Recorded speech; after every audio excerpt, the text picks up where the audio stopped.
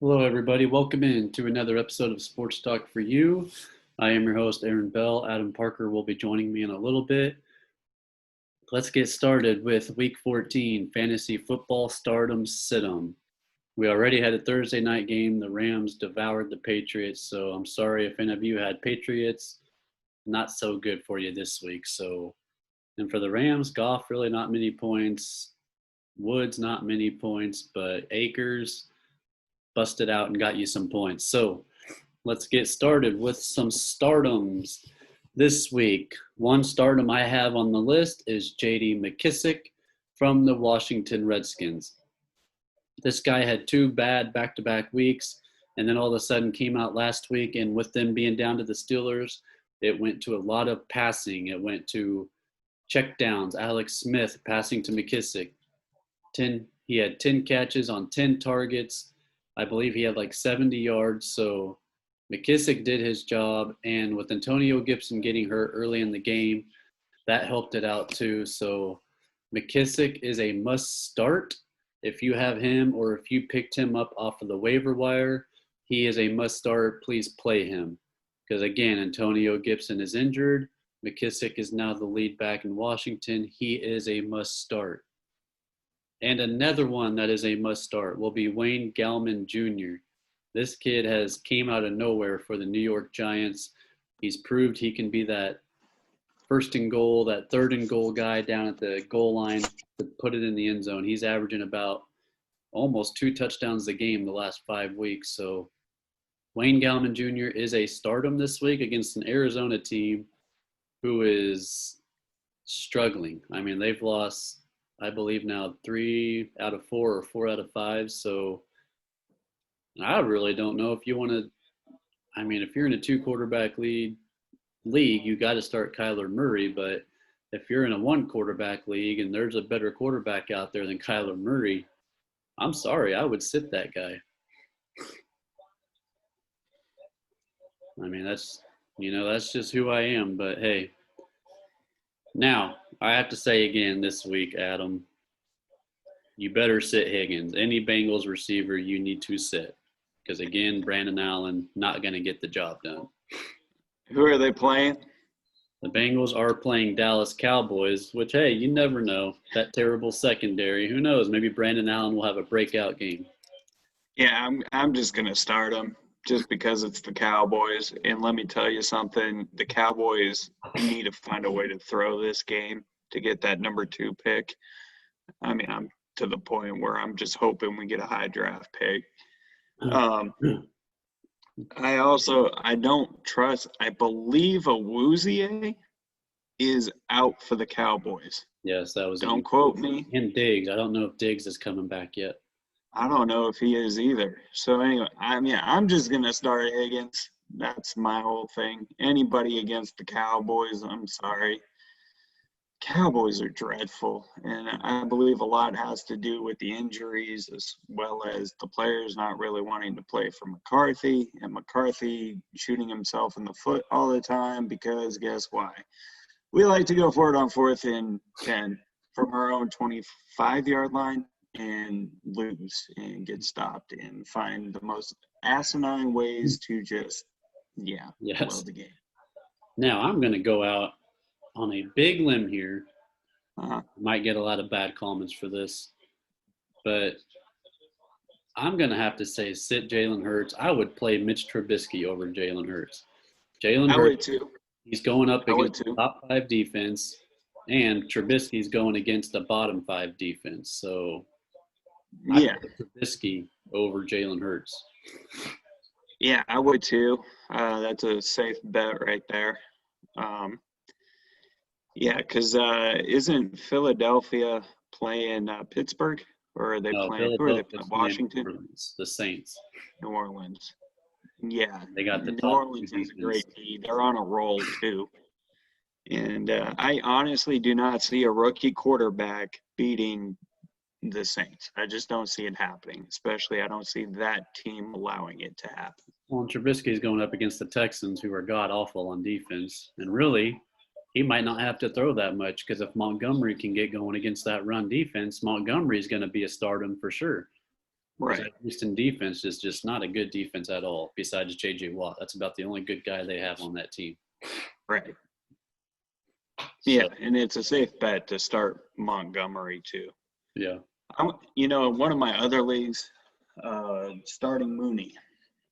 I've come to a concluding fact. I'm starting Mooney over Judy, and I might start CeeDee Lamb. I believe was my other receiver in that. Now, It's a deep league, so those are my kind of only options. But now, if I'm choosing Mooney over the other two. anybody is in the predicament that I am, picking between Juju or Debo Samuel, I'm not going to sleep tonight because I'm going to be thinking about this all night. And I just have a feeling whoever I pick is going to bust on me. But a lot of people have told me Debo because he gets more targets as well as a lot more yardage. The last 3 weeks, Juju's got to get a touchdown just to get his points. And if he doesn't get a touchdown, he's not going to get you double figure points. Debo, however, he can have 11 catches for 100 and some yards and get 20 points without a touchdown. So my gut's going to tell me to go with Debo. And I know your gut, if you had him, but you dropped him and gave him to me, Tim Patrick. At first I was sold on him, but I don't know if I can start him this week. I'm going to go with Kute over Tim Patrick. Hey, and that's a safe bet too. Honestly, I don't think you could go wrong with either one of those guys. I would, if I had Patrick in my lineup, I would start Patrick just because the guy's been on fire the last 3 weeks. Well, here's Or, excuse me, 3 or 4. I forgot about that fake quarterback game that they had. So, but honestly, I just lean towards Patrick just because the guy's been kind of on fire, and that seems to be Locke's favorite target next to Noah Fant. Now, could I be wrong, and could he stumble this game? Sure, because he's kind of due for a stumble. But I would take Patrick over Judy if you guys had the option of choosing either or. And, if here's you're in my a thing, deep though, league, is tomorrow David Johnson got put on the COVID list. They say personal problems, but they must have just put him on the COVID list, even though it was personal problems.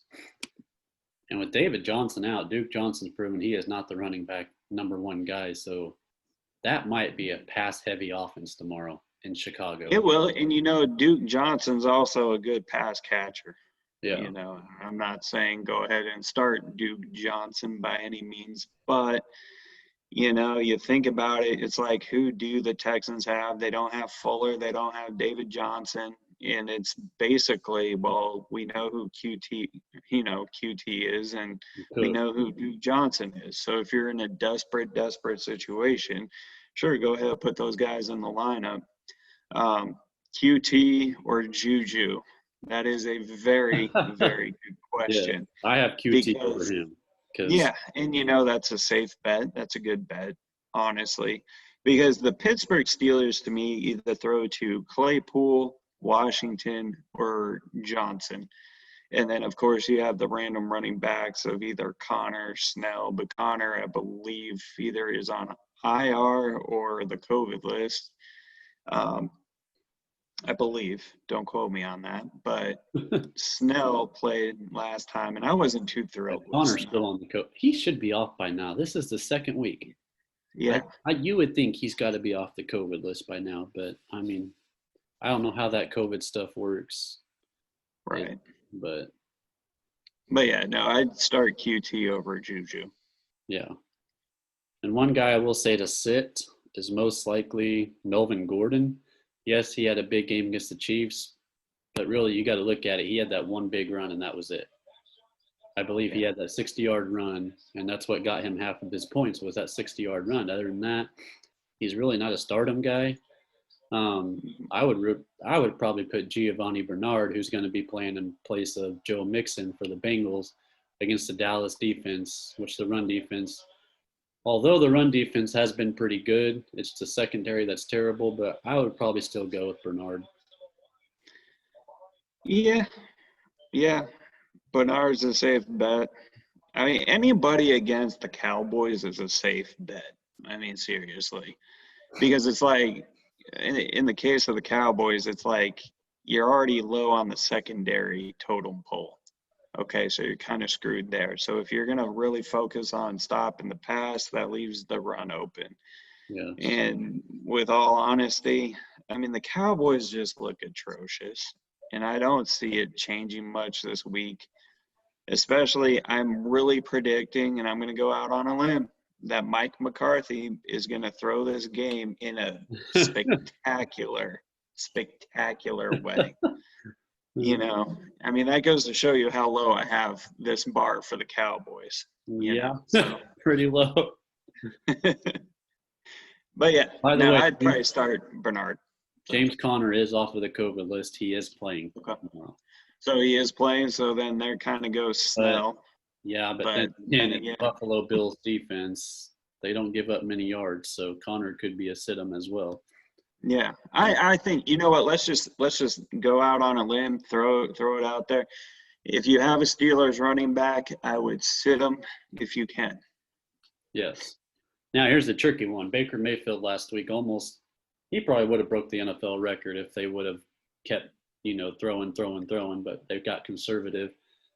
Mm-hmm. His 4 touchdowns last week. He had over 50 points in PPR leagues. This week against Baltimore, it's at home. But you know how the Cleveland-Baltimore series goes. One team can whoop up on each other. The next time they come back, the other team whoops up on them. But right.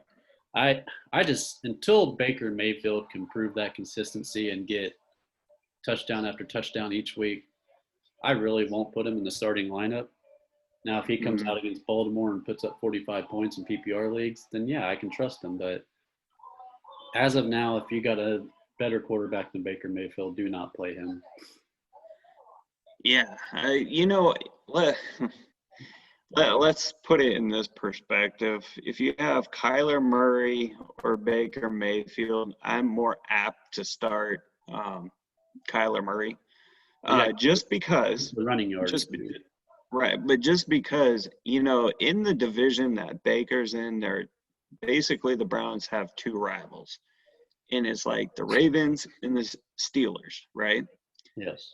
And he's proven in the past that he can't really beat these teams. And I'm not trying to be a hater of Cleveland. It's just how he's performed. And I'm not 100% sold on Baker Mayfield. So if you have another option, I would choose him. But if you're absolutely desperate and you're having to roll the dice, well, I'll say a little prayer for you tonight. But I don't think Baker will have the success that he had last week. I don't think it'll carry over. I see him throwing from anywhere between 250 and maybe 200 yards and maybe 1 to 2 touchdowns tops. Yeah. I mean, that's just how it is, because these games are either defense of minded or Baker just chokes and so the Browns will still lose. So they both have 2 good defenses right now. They're both kind of, on the top of their game per se, but I still like the Ravens D over the Browns offense. Yeah. And so, that's why I'd side with Kyler Murray in this case. I agree with you. I mean, I can't trust Mayfield until he gives me 3 weeks of consistency. Correct. Now let's get to Carolina. Christian McCaffrey ruled out. Mike Davis ruled in. Mike Davis has proven this year he is a fantasy-worthy running back, so I would put him – although he's going up against a tough Denver defense, I still think he will get points tomorrow. So I think he'll get points tomorrow too. Yeah. So I think Mike Davis is a complete and utter start. Yeah, he's a very underrated quarterback just because McCaffrey's ahead of him. Right. Josh Jacobs, do not start him. He's going up against the Indianapolis defense. We all know how tough that defense is right now. And plus, he's kind of on the slightly injured list. So if he's not 100%, that defense is going to shut Josh Jacobs down tomorrow. Yeah. And I think the Raiders might get shut down, period. Yeah. We all know how Greg Williams got fired after that game. Right. And I don't know. Josh Jacobs, I think I would sit him in this game. till he shows he's really 100%. But not only that, I mean, it's the Colts, and the Colts run D has been pretty stout this whole year. So, I mean, that whole team's been pretty good. Exactly. Yeah. So I think I'd sit him. Now, here's the interesting thing. That horrible game last week by the Chargers, we all know how that went against the Patriots, and the Patriots come back and do what the Chargers did and lay an egg against the Rams. It's the NFL. You never know what's going to happen. Right. Austin Eckler didn't have a great game, but you still got to start him. I mean, a running back like that's going to have one bad game a year, and that was his bad game, and that was the whole freaking team that had a bad game. Yeah, that whole team had a bad game. And honestly, if you have Herbert on your roster, I'd start him. Yes. Because I honestly do not see this team going back-to-back bad performances, especially from him. And he's got a lot to prove still. I mean, he is a rookie, and, you know, even though they've been losing, he still has a lot to prove, even though he's the starter. I mean, he's really got to show he is the future of the Chargers, which I believe he is, and I believe he's going to back it up tomorrow. Yes, exactly. Now, let's get to your disappointing Ezekiel Elliott. Do you start him this week at Cincinnati? Although he is listed as questionable with the hamstring, so it could be Tony Pollard.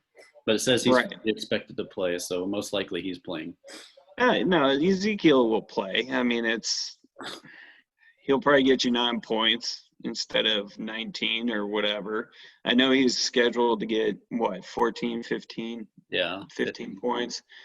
You know, I mean, I have to start him because I made the mistake of not starting Akers. I picked Akers up and totally forgot to replace him. So if you have a person who is like Akers, I highly suggest rotating Ezekiel Elliott out with that other running back. But, you know, unfortunately for me, my other choice is Chris Edmonds, you know. And Chris Edmonds has gone downhill and downhill fast. And it's not like he's going downhill with a parachute on. No, it's a free fall.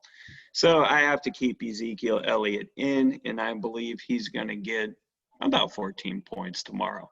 Yeah. Don't know how. It's probably wishful thinking, but hey, I believe it's going to happen. If anybody's in a predicament that you're in, which you have both of them on your bench, but if anybody has two of these guys on the same team, you got DJ Chark, who's not getting many targets with Mike Glennon and Jake Luton at the quarterback position.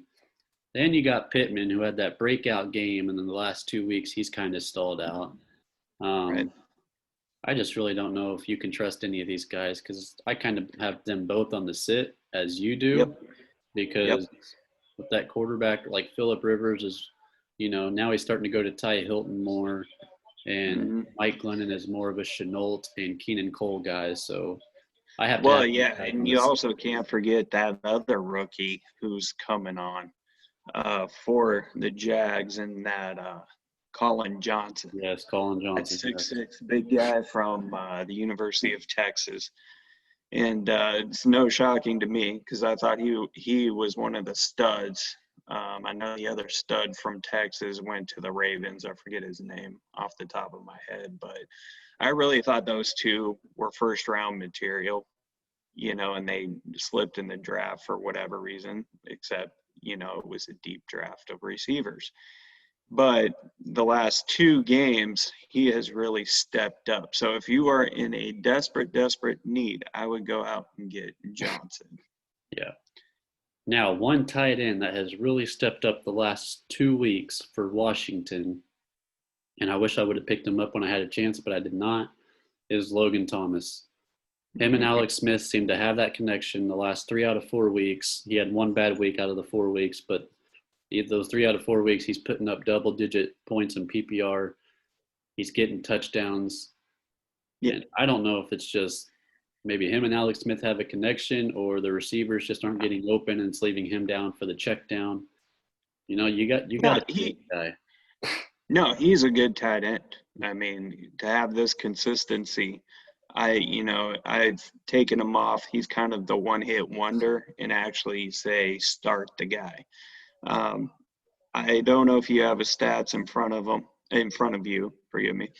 But has he scored like the last, I don't know, 5 games He in a scored row? the last 2 games. Okay. But other than that, he scored the last 3 out of 6 games. 3 out of 6. He Okay. almost I scored thought it in was the better Detroit. than that. Well, he I almost thought it scored was in the better than Detroit game, but he got stopped at like the 2-yard line that game. I remember because that was on Thanksgiving Day. right. I thought he was better than that. But with that said, even though I thought he had scored 5 straight times, 5 games in a row, No. I believe he's a start, and I think he's a start-worthy tight end because, like I said, outside of Kittle, outside of Kelsey, and Waller. Andrews You got to put Waller in there. and Wallard, forgive me. Out of those 4 guys, outside of them, there's really no other production. I Really, will give Goddard because he would be good if Wentz or Ertz would pass him the dang ball, but they don't. But yeah, right? other than those 4 guys, there's really nobody out there because Andrews has proven he sucks this year. He's an off and on Correct. guy. And even I have also as a backup Hooper, the Yeah, he's Cleveland's, and he's too inconsistent for my liking. But I mean, outside of those 4 guys, there's really no tight end out there. But he's proven to do something, yeah. and I believe he'll do something this week. Now there is one guy I want to end with, very underrated, and us as Cowboys fans, yes, Cowboys are my second favorite. We miss him dearly, but the most underrated receiver in this league is Cole Beasley. Nobody talks about this guy. Nobody talks about him in fantasy.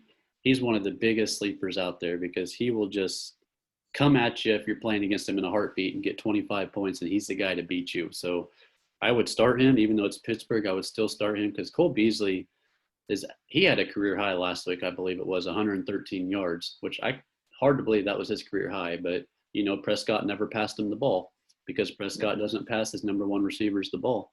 But him and Josh Allen, man, Josh Allen, Stephon Diggs, they have it down. So if you have Cole Beasley, he's your sleeper to go with this week. Yeah, especially if you need a flex person. He'd be real good in the flex, Yeah. As well. But yeah, no, he had a phenomenal game last game, and I honestly believe he'll have another one in this game. And Allen throws to him. Could he get the same production as he did last game? Probably not. But the thing of it is, he'll get the targets. And I believe he has a good shot at getting some good points this week. Exactly. So that's our stardom sit-em for this week. We actually got a lot of good ones in this week, so hopefully you guys are watching and helps your fantasy out a little bit. Again, I'm going to be up all night thinking about who I should start between Debo and Juju, but I'm going to go with my gut and go with Debo probably most likely. So yeah, and you know what? And my final thought, honestly, going back to T. Patrick, ride that wave, because honestly, he's like the only cowboy. Forgive me. He's the only Bronco, outside of the running backs who's actually doing something on that team. Yeah. So I say ride it till it goes out. If he does good this week and I make it to the playoffs and win this week, I'll put him in next week. So all right, deal. All right, there's your fantasy football stardom sit-em for week 14. Hopefully you guys enjoyed this and we gave you a lot of information. We will have a week 15 coming up next weekend. We don't really do it on Wednesdays. We don't get those Thursday night games in, but hey, it is what it is. So but go ahead and subscribe to our channel. We will see you guys next time.